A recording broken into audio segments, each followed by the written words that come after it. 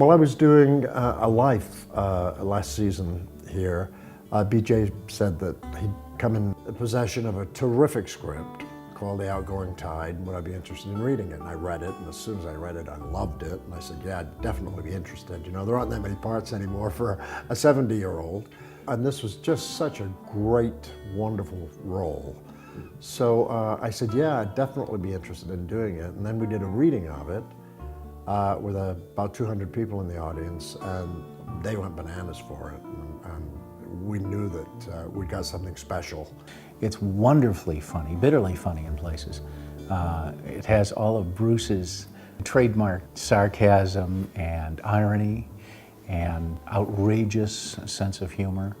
And it also is based on the family relationships, which he's really so very good at. I think what I really loved was the sense of history. I mean, I used to joke that John Mahoney and I have been married longer on stage than I ever was in real life.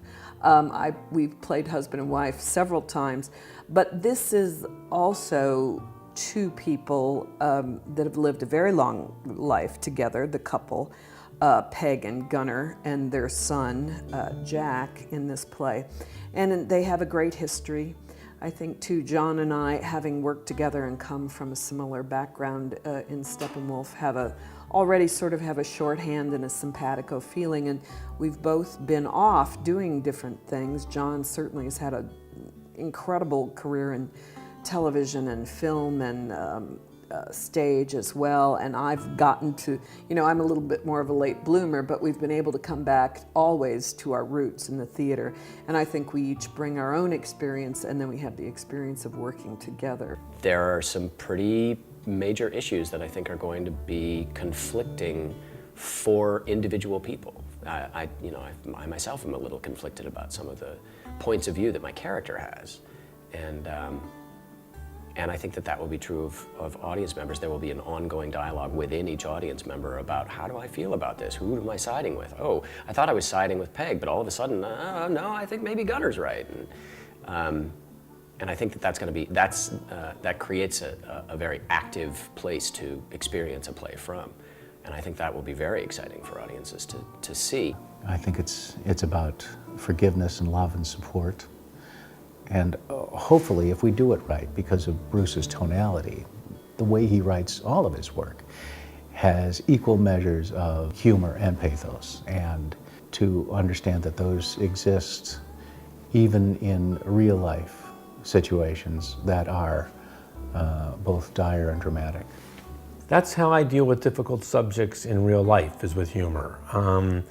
I can't think of anything worse than seeing a play that has maybe a sad theme to it or something, and done in a sad way.